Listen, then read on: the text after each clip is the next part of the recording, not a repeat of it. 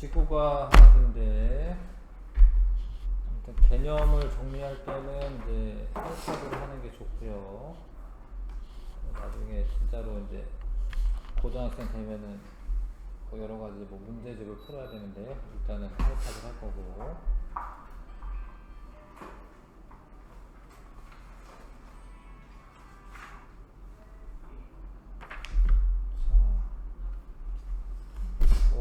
고체 이게 3권이에요. 하이탑이 1, 2, 3권. 화학은 1, 2권이었는데 고체랑 이제 유체 2권은 이제 유체, 기체 이제 대기 해양 말하는 거고, 그다음에 3권은 이제 별입니다. 별. 일단 1권은 이제 직권에 대한 거, 직권. 그래서 이런 거 배울 거고, 또 지구과학도 재밌어요. 또 나는 과학 공부하면 재밌긴 하더라고요. 어려운 부분이 좀 있어도 재미있습니다. 지금 뭐 히말라야 산맥처럼 생긴 것 같아요. 네. 근데 이게 오랜 세월 동안 힘을 받아가지고 땅이 막 접혀요. 그러니까 이렇게 지층이 뭐 이렇게 있는데 이렇게 힘을 받아가지고 막 이렇게 휘어져가지고 산이 생겨 막. 오랜 세월 동안 이렇게 산이 생깁니다. 자, 하여튼 이제 대륙이동설부터 배울 건데, 이제 대륙이동설은 베게너라는 사람이 처음에 이제 주장을 합니다. 베게너라는 사람이 남아메리카 대륙과 아프리카 대륙의 해안선 모양을 보고 두 대륙이 원래 하나로 붙어 있었다라는 대륙이동설을 주장을 해요. 그 전에도 뭐 그렇게 주장한 사람은 좀 있었대. 근데 아무튼 베게너가 여러 가지 자료를 모아가지고 주장을 하는 겁니다. 여기가 딱 맞아요. 그렇죠? 남아메리카 대륙의 동쪽 해안과 아프리카 대륙의 서쪽 해안이 맞습니다. 이렇게. 그래서 여기가 합쳐져 있다가 이렇게 갈라진 거는 아닌가? 뭐 이런 생각을 했는데, 첫 번째 이제 해안선의 모양이 유사하다.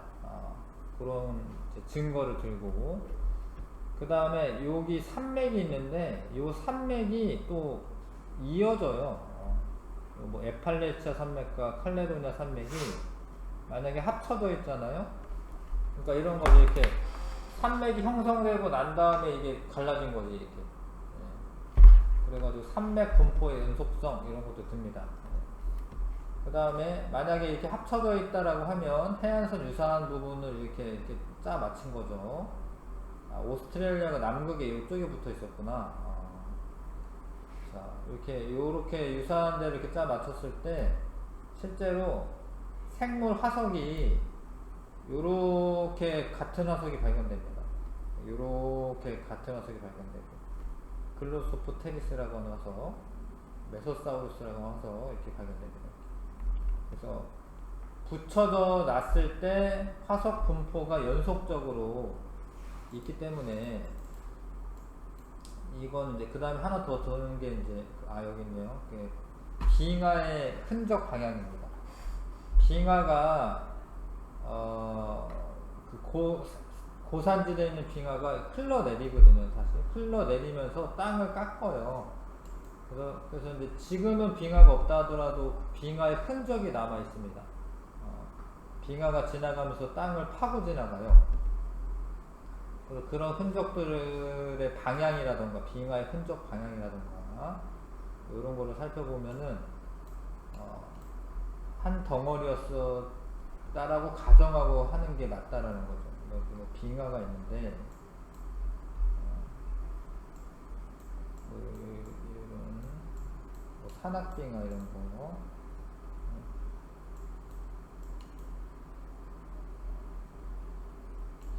빙하가 많이 녹았네요. 하여튼 요런 게 가만히 있질 않아요. 이게 흘러내리면서 땅을 파고 지나가거든요. 자, 그래서 그런 것들의 방향을 고려했을 때 지금 인도의 이쪽에 빙하가 있진 않지. 뭐 빙하가 있어도 이 위쪽에 있지. 요렇게 지나간 방향이 있다라는 거예요. 오스트레일리아도 이렇게 빙하가 이동한 흔적과 방향을 연구했을 때 한 덩어리였을 가능성이 높다. 자, 그래서 베게너는 대륙 이동설을 주장합니다. 근데 이 사람이 또 희한하게도 독일의 기상학자야. 원래는 기상학자예요. 근데 이 사람이 지도를 유심히 보다가 그런 걸 깨달은 거야. 왜 이러지? 그러다가 이제 한 덩어리였구나 이렇게 깨달은 거지. 그래서 그걸 연구한 거야. 기상학자인데. 네. 그래서 사실 위대한 발견을 한 거죠. 여기 해안선에 여기가 되게 일치하기 때문에 위대한 발견을 한 겁니다. 이 부분 보시면 여기 딱 맞잖아요. 이렇게. 그래서 기상학자가 여러 가지 자료 모으고 막 해석을 해가지고 이거 딱 맞잖아요. 열심히 발표를 했어. 이러이러한 것 때문에 한 덩어리였다. 대륙이 이동한 것이다. 해안선 모양의 유사성, 지질 구조의 연속성, 지질 구조는 이제 산맥의 연속성이라고 하셔도 되고, 지질 구조 연속성, 산맥 연속성이라고 해도 됩니다. 그 다음에 고생물 화석 분포의 연속성, 그 다음에 뭐 메소사우루스나 아니면은 이제 뭐 글로소프테리스 이런 화석들,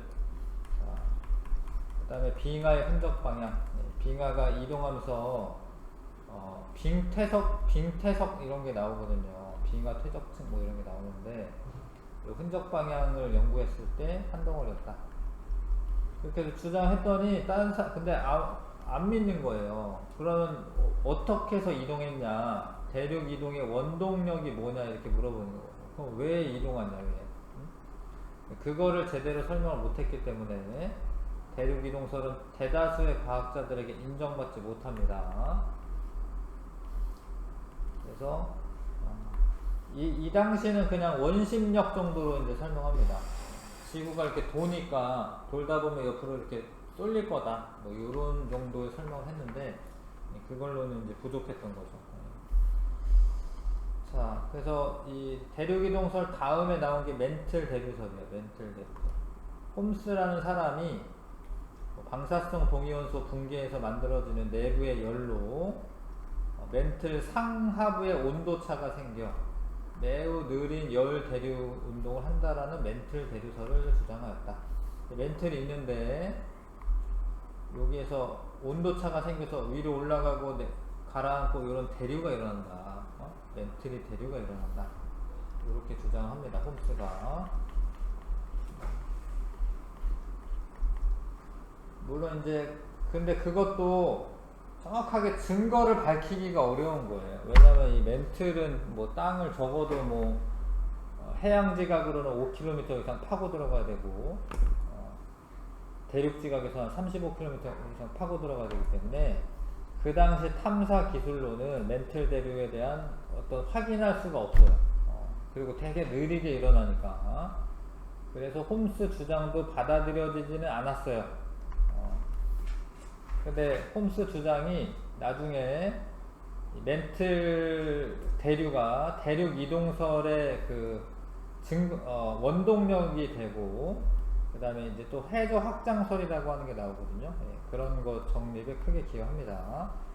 아무튼 홈스의 대륙 이동, 멘틀 대류설은 이런 거죠. 멘틀이 상승하는 부분은, 봐봐, 여기 대륙 지각이 갈라진다라는 거예요. 상승하는 부분에서. 그 하강하는 부분에서는 이렇게 모인다라는 거예요. 모여서 이제 이런 현재의 그런 대륙 분포가 나타났다 이렇게 설명하는 겁니다. 근데 이제 증거가 별로 없었다. 확인하기가 좀 어렵다. 자, 그 다음에 이제 나오는 게 해저 확장설이라고 하는 게 나오는 겁니다. 해저 확장설, 해양조 확장설이라고 되어 있네. 해양조 확장설이 나옵니다. 근데 기술이 음파 탐지 기술이라는 게 발전을 해요. 이때가 이제 타이타닉호가 1912년에 충돌해서 침몰합니다. 그런 사건도 있었고 1차 세계대전이 일어나서 자꾸 독일의 유보트라고 잠수함이 막 배들을 막 연합군 배를 침몰시키는 거예요. 그래서 이 잠수함이 있냐 없냐 이거를 알아내는 방법이 음양특신법 같은 거야. 초음파를 쏘는 거야. 초음파를 쏴가지고 되돌아오는데 걸리는 시간을 측정합니다. 초음파를 쏴요. 되돌아오는데 걸리는 시간이 있을 거야. 그거에 반을 해야 돼. 이게 되돌아오는 걸리는 시간의 반, 2분의 1. 왜냐하면 왕복 시간이기 때문에 깊이를 측정하려면 되돌아오는데 걸리는 시간의 반을 하시고, V는 음파의 속도를 말하는 거야. 음파가 보통 물속에서 1500m/s, 1초에 1500m 나가네. 엄청 빠르네. 보통 공기 중에서는 340m/s 밖에 안 가요. 그것도 뭐 빠른 거지만, 마하 1 뭐 그런 거지만, 어찌됐건 얘가 1500m/s를 왔다 갔다 하는데, 음파를 발생시켰다 되돌아오는데 걸리는 시간을 재면 수심을 알 수가 있다. 그러면 뭐 독일의 유보트 뭐 이런 것도 이제 뭐 찾아내고 뭐 이런 방법이 개발이 된 겁니다. 그래서 열심히 조사를 해요. 열심히 조사를 하는데, 특히 이걸 조사한 사람이 헤스라는 사람이거든요. 헤스. 미국의 지질학자인데 2차 세계대전 중에 해군에서 복무하면서 배를 타고 지나다니면서 음향 측심기를 통해서 해저 지형을 탐사를 해요. 군인인데 이것도 하는 거야. 왔다 갔다 하면서. 그래서 해저 지형을 이제 알아봤더니, 그 당시만 해도 그냥 바다 안은 그냥 평평할 거라고 생각해요. 평평하다. 왜냐면 뭐 여러가지 퇴적층이 쌓여가지고 그냥 평평할 거라고 생각했는데, 대서양의 중앙에 해령이 있다라는 걸 발견해요. 대서양 중앙 해령. 근데 해령이라고 하는 거는 뭐냐면 산맥이야. 산맥. 해저 산맥. 평평할 거라고 생각했는데 산맥도 있는 거야. 한 2000m 정도 더 높아요. 그래서 대서양 중앙에 해령이 있다, 이런 걸 알게 돼. 대서양 중앙에 해령이 있다. 왜 있을까 싶기도 하고. 그런데 그 다음에 해양적 확장설을 주장할 때 지각의 연료량 이런 걸 측정합니다. 근데 지각 연료량은 방출되는 에너지를 의미해. 지각 연료량은 에너지가 많이 방출되는 곳은 마그마 같은 게 솟아오르는 지역이 돼요. 마그마는 마그마로 해도 되는구나. 하여튼 지각 연료량을 또 조사를 합니다. 그 다음에 해저 퇴적물의 두께와 해양 지각의 연령을 조사합니다. 몇 년 전에 생긴 거냐 뭐 이런 거, 몇억 년 전 뭐 이런 거겠지. 그랬더니 재밌는 결과가 나와요. 이게 보시면 봐봐요. 해령을 중심으로 해저 퇴적물의 두께가 두꺼워져요. 그러니까 해령은 별로 없는데 퇴적물이 두꺼워집니다. 그 다음에 연령도 해령에서 멀어질수록 연령이 증가해요. 그렇다라는 건 뭐냐면 여기에서 얼마 안 된 거고요. 태어난 지 얼마 안 된 거고요. 물론 그래도 뭐 몇십만 년 막 이런 거지만, 그 해령을 중심으로 해서 연령이 더 많이 나간다, 뭐 이런 걸 알게 돼. 근데 이렇게 되려면 해령이라는 곳에서 멀어질수록 오래된 땅인 거고, 그럼 여기는 새로 생긴 땅이야. 그러니까 이게 이렇게 올라와가지고요, 바다가 이렇게 넓어지고 있다, 이런 뜻이에요. 바다가 넓어지고 있다. 그리고 오래됐으니까 이 퇴적물도 많이 쌓였죠. 해저 퇴적물도 많이 쌓인 겁니다. 그래서 요런 증거들을 다 모아서 이때는 믿어요. 이때는 사람들이 해령에서 멀어질수록 해저 퇴적물의 두께가 두꺼워지고 연령도 증가하기 때문에 해령에서 멀어질수록 오래된 그 지각이다, 뭐 이런 걸 알 수가 있죠. 뭐 이런 거 이때는 좀 믿습니다. 맞아, 맞는 것 같아. 그러니까 지금 대서양 중앙 해령이라는 게 여기인데, 여기 대서양이고, 여기에서 멀어질수록 이렇게 그 나이가 더 많아지는 거고요. 그 다음에 여기는 이제 그 지각 연료량이 높습니다. 사실 갈라져 있는 거지. 자, 그 다음에 또 이제 알아본 게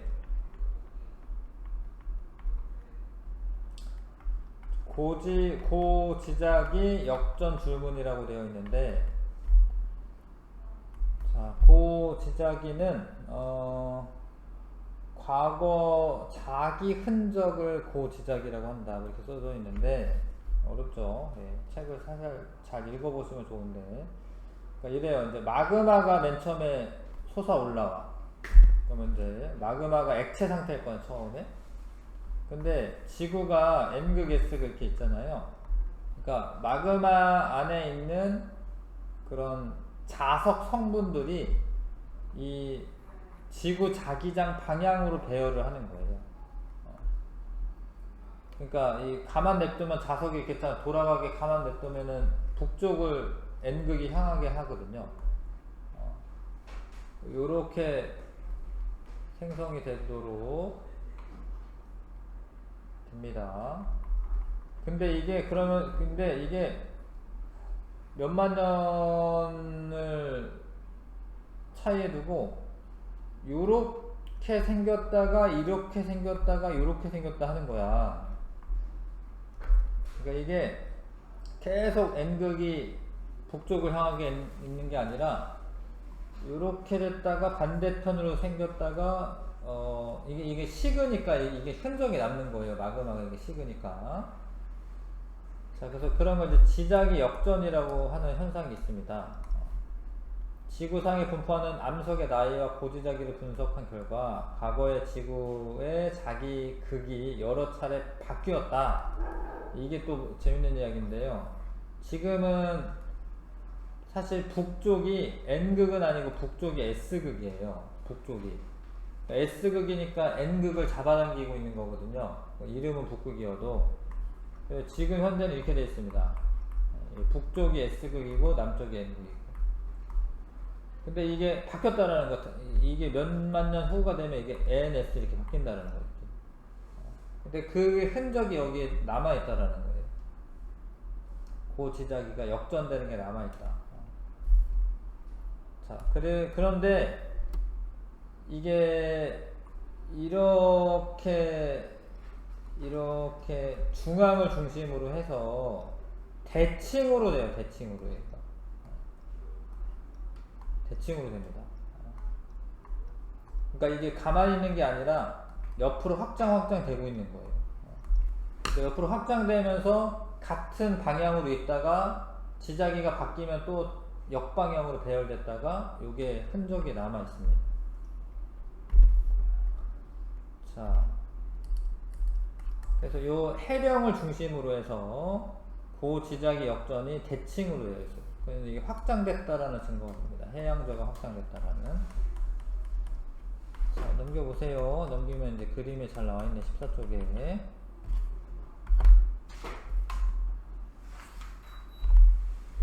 그러니까 이게 340만 년 전에는 지금 뭐 이렇게 마이너스 방향으로 이제 되어 있다가 275만 년에 다시 솟아오르고 그럴 때는 플러스 방향으로 역전됐다라는 거예요. 이게 해령을 중심으로 대칭으로 되어 있습니다. 그렇다라는 거는 이게 확장한다라는 증거가 돼요. 이게. 해양저가 확장된다라는 증거가 됩니다. 해양저 확장이 강력한 증거가 된다. 고지자기 연구는. 그래서 그러면은 바다가 갈라지고 있는 거는 맞는 것 같아요. 갈라지고 있는 거를 맞아.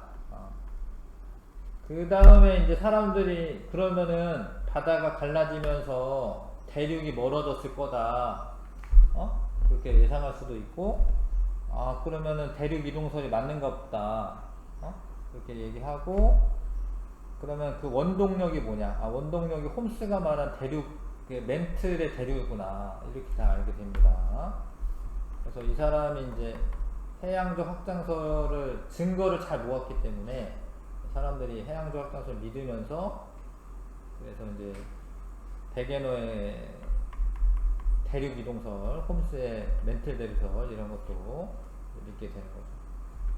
그래서 이제 현대의 이 가장 발달된 거는 뭐냐면 판 구조론이에요. 판 구조론.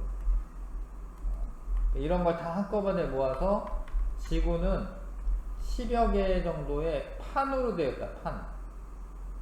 태평양 판, 코크스 판, 카리브 판, 북아메리카 판, 뭐지? 스코티아판, 나스카판 뭐 이렇게 됐다. 우리나라는 유라시아판입니다. 이런 판 구조로 되어 있고 그 판들이 멘틀 대류에 의해서 움직일 수가 있고 움직이다 보면은 그 바다가 갈라지기도 하고요. 큰 산맥이 생기기도 한다. 뭐 이렇게 다 이해를 했어요. 엄청난 사실을 알아낸 거지 사실. 그래서 요게 이제 여러 가지 연구를 해가지고요. 1년에 몇 cm씩 이동하냐 이런 것도 알 수 있습니다. 1년에 한 1.6cm 이동하네. 손톱이 자라나는 것만큼 자라난대요. 이동한대. 손톱 길이만큼씩 자라난대요. 이동을 한대요. 근데 어떤 데는 한 20cm 이동하는 것도 있다. 1년에. 근데 1년에 뭐 한 2cm 이동해도 막 3억 년 전, 막 이러면은 곱하기 3억을 하고 이래야 되잖아. 그러면 거리가 엄청나게 길어지는 겁니다. 가능해지는 거죠. 그래서 이제 판구조론이 이제 다시 등장하게 된다. 판구조론이 다시 등장하게 됩니다. 그 해령과 해령 사이에 단층이 있다 이런 것도 알게 돼요. 해령과 해령 사이에 단층도 있구나. 변환 단층이라고 하는 게 있구나. 근데 이게 되게 1950년대, 60년대 되게 고생해서 이제 알아내는 거죠. 전 세계 바다를 막 탐사하고 뭐 이러면서. 근데 지금 구글 어스로 사진을 찍어 놓은 걸 보면은 그냥 보여요, 여기. 이게 지금 바다 속도 잘 이렇게 어느 정도 보이는 거거든요. 그러니까 요런 데 보면은 요게 해령이에요, 여기 해령. 여기도 해령. 근데 이렇게 갈라지고 있는 거예요, 이렇게. 근데 이렇게 갈라지는 여기 땅덩어리는 일로 가는데 여기는 이렇게 갈라지면은 여기에서 이 왼쪽으로 가는 땅덩어리, 오른쪽으로 가는 땅덩어리가 서로 단층을 이루고 있는 거예요. 이 부분을 변환 단층이라고 합니다. 이렇게 서로 어긋나는 단층을. 그래서 지금은 뭐 구글어스를 보면은 여기 대서양 중앙 해령이네. 금방 보면 그렇죠 여기. 여기 대서양 중앙 해령입니다. 알 수가 있고요. 쭉 따라 올라가잖아. 그러면 여기에 아이슬란드가 있어. 여기 아이슬란드 이렇게 있거든요. 이렇게. 아이슬란드가 해령 위에 있어요. 이거 나중에 아이슬란드 갈라져요. 지금도 마그마가 많이 솟아올라와가지고 이름은 아이슬란드인데 온천이 되게 많아요. 지열 발전도 많이 하고. 요런 데도 지금 갈라지고 있고 여기 갈라지고 있죠. 이렇게 해령이 있습니다. 우리나라 근처에는 해령이 있는 게 아니라 해구가 있어요. 해구. 그래서 일로 와가지고 요 밑으로 가라앉고 있어요. 이렇게. 그래서 해양적 확장설은 바다가 팽창한다라고 하는 건데 그러면은 지구가 커져야 되냐? 바다가 팽창하면. 근데 그런 건 아니기 때문에 가라앉는 부분은 이제 멘틀 대류가 하강하는 부분에는 가라앉는 부분이 있다. 그런 데는 해구 같은 게 생긴다. 그래서 저런 변환 단층도 발견이 되고요. 그 다음에 이런 거는 지금 얘기하는 거는 이제 판구조론이 등장하기까지의 과정이에요. 여러 개의 판으로 이루어져 있다. 이런 거를 어떻게 이제 증거들을 수집하냐 이런 겁니다. 지금은 판구조론이 정립되는 과정에서 변환 단층이 발견이 되었고 섭입대라고 하는 게 있습니다. 섭입대는 태평양판과 유라시아판이 이게 모여요. 왜냐하면 여기 하강 부분이기 때문에 멘틀이 하강하는 부분이기 때문에.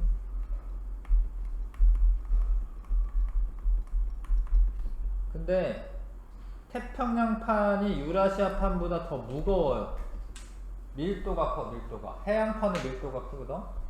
그러면은 얘는 잘 안 가라앉지만 얘는 아래쪽으로 쭉 내려가요. 이런 걸 섭입된다 라고 얘기하죠. 섭입대가 발견이 됩니다. 근데 섭입대의 특징을 보면은 지진이 발생하는 진원의 깊이가 이 해구 근처는 낮다가 해구에서 멀어지면서 더 점점 깊어져. 그러니까 이게 가라앉고 있다는 증거가 돼요. 진원의 깊이가 섭입돼서 지금 유라시아판 쪽으로 더 깊어집니다. 그래서 이걸 땅을 파본 사람이 아무도 없지 사실은. 이렇게 본 사람이 아무도 없는데 여기가 진원의 깊이가 얕다가 여기가 점점 깊어지네 이렇게 안 보여요. 섭입대의 지진 발생 분포 이런 것도 분석을 해봤을 때 이 판이 태평양 판이 유라시아 판 밑으로 내려가고 있구나 이렇게 알게 됩니다. 자, 그래서 열심히 조사를 해가지고요 지진이 발생하는 지역 이렇게 쭉 연결하고 그게 이제 그 지진대죠. 그 다음에 화산이 발생하는 지역 쭉 연결하잖아. 그럼 요런 지도를 얻을 수가 있고 요런 화산대와 지진대가 거의 일치하고요. 그 다음에 여기가 판의 경계다. 판과 판이 부딪히는 경계 부분이 어디인지 알게 되고 그래서 이거 조사를 엄청 열심히 한 거지. 그래서 한 10여 개의 판으로 구성이 되어 있다. 우리나라는 특히 유라시아 판에 속한다. 유라시아 판에 속하는 거 아셔야 되고요. 판구조론의 정립하기까지 과정. 맨 처음에 아무튼 대륙 이동설이 먼저 나왔고 그 다음에 멘틀 대륙, 그 다음에 해양조 확장설, 그 다음에 판구조론이 나오게 되는 겁니다. 근데 판구조론은 지각 말고 판이라고 하는 거를 다시 좀 명명을 합니다. 판은 딱딱한 암석을 의미해요. 암석 덩어리. 그래서 대륙 지각하고 멘틀 상부를 포함을 해요. 근데 멘틀 상부는 대륙 지각하고는 좀 성분이 다르지만 그래도 암석 덩어리인 거야. 암석 덩어리. 한 100km 정도까지는 암석권 또는 판이라고 이름을 붙여놓고 대륙 지각이 얹혀져 있으면 여기가 대륙판이고요. 해양 지각이 얹혀져 있으면 해양판. 대륙판, 해양판 이렇게 나눕니다. 근데 대륙판이 더 두껍죠, 해양판보다는. 근데 해양판은 밀도가 크다. 밀도가 커서 무거워서 나중에 아래로 가라앉게 되는 거고요. 자, 판구조론. 이거 다 안 것도 대단한 거지, 지금. 요런 데에서는 이제 이렇게 한 1년에 한 10cm씩 멀어지는 거죠. 17cm 멀어져요. 이런 식으로 다 알아듣고, 특히, 요런 판 경계에는 지진이나 화산이 많다는 걸 아셔야 돼요. 그래서 나 같으면 일본에 안 살 것 같아요. 지진이 많기 때문에. 뭐 아무리 재밌고 뭐 그래도 어쩌다가 죽으면은 안타깝잖아. 그래서 한국이 제일 나은 것 같고. 미국도 요쪽에 보면은 요쪽에 지금 LA 뭐 이런 데거든요. 요런 데도 지진 자주 발생하는 지역이에요. LA도 뭐 그렇습니다. 뭐 그래서 인도네시아 이런 데 여행 갔다가 갑자기 쓰나미 와가지고 막 죽기도 하고 막 이러기도 하잖아.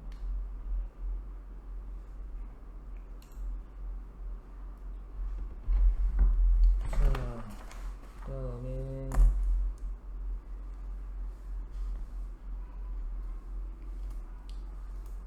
자, 이게 지금 수심을 잰 건데 A 같은 경우에 수심이 높은 데가 있죠. 이렇게 가다가 여기보다 이렇게 높은 거죠. 이렇게 요런 데가 해령입니다. 해령. 한 2000m 정도 이렇게 높은 곳이 있습니다. 그 다음에 비해역에서는 대체로 낮다가 심해져 평원이다가 이렇게 더 낮은데 거의 뭐 8000m가 되는 거잖아요. 지금 여기는 해구지. 해구.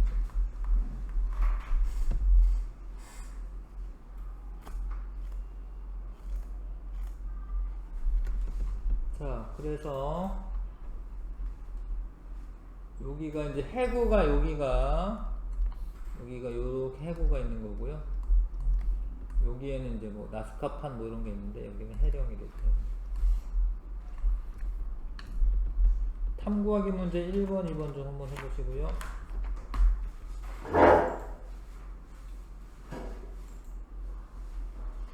아무튼 이런 거 이제 분석을 하는 거죠. 표는 음파가 빨리 돌아오는데 걸린 시간이다. 자, 그러니까 이게 뭐 6초 걸렸고 뭐 이렇게 됐다 이거잖아, 그렇죠? 수심은 음파의 왕복 시간에 비례한다. 왕복 시간에 비례하기는 하지. 근데 왕복 시간을 반으로 나눠야 되는데 비례하는 거는 맞지. 왕복 시간이 길면 돌아오는데 걸리는 시간 긴 거니까 수심이 깊어지는 거지. 탐사 1지점의 수심이 9,000m냐. 근데 계산할 때는 2분의 1 곱하기 V 곱하기 T 하셔야 돼요. 2분의 1 곱하기 6 곱하기 V가 1500. 그러니까 3이니까 3만 곱해주면 되니까 4,500m 틀렸고요. 탐사 지점 1에서 3 사이에 해령이 분포한다. 1에서 3 사이에 이게 깊은 거죠. 만약에 얕으면은 높은 거니까 수심이 얕으면 이 바닥보다 높으니까 해령이라고 하는 건데 이거는 깊은 거잖아요. 그럼 이건 해구가 존재해. 해구. 해령은 산맥이고 수심은 얕고 맨 밑에보다는 높은 거야. 근데 수심은 얕은 거고 해구는 되게 깊은 거예요. 그래서 해령이 아니라 해구가 분포한다 이렇게 보셔야 되겠네요. 이거 틀렸네. 1번 답 1번. 자, 그 다음에 돌아오는데 걸리는 시간이 길수록 깊은 거야, 그쵸? 근데 여기는 깊다가 갑자기 얕아진 거야. 이런 데가 해령이야, 해령. 해령이고 여기 약간 이렇게 되는 이유는 해령에 약간 움푹 들어간 부분이 있습니다. 그 부분이 이제 표현되는 부분이고, 아무튼 이건 해령이고. 자, A 지점에서는 해령이 분포한다가 아니라 이 깊은 거예요. 해구가 존재하는 거고요. B에는 해령이고, A의 수심은 요렇냐, 여기 있으니까 2분의 1 곱하기 10 곱하기 1500이니까 7,500이네. 좀 차이 있네. 이건 아니네, 그쵸?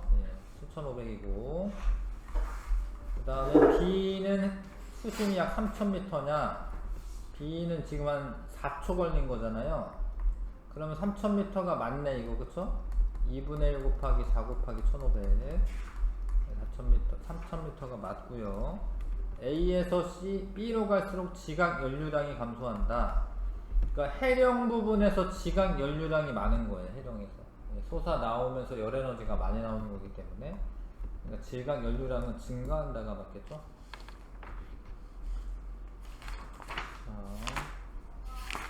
좀 쉬었다가 합시다. 내용 정도는 좀 쉬었다가 합시다. 잠깐 쉬었다가.